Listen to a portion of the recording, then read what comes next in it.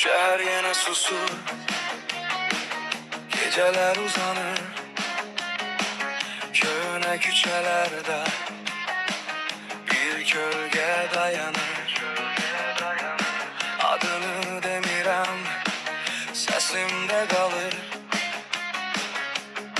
Bazı insanlar gedir, izi kalır. Bir pencere yanır gecenin içinde, bir ses itir yine küleğin sesinde. Seni kim aktarır, bunu hiç kim bilmir. Bazı adlar değilmez, yürekten silinmir. Sen yoksan ama her yerde varsan, sessiz gecelerde yine de danışırsan.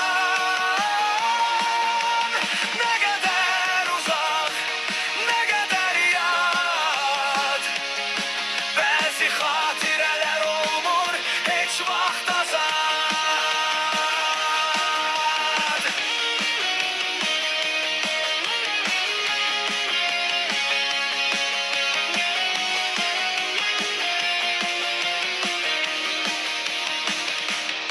Küçeler değişip, izler de solup,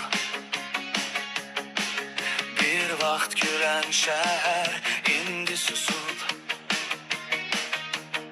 Hamı öz yolunda, hamı öz derdinde. Senin yokluğun kalıp bu şehirde. Belki de bir gün bu küçeden geçersen,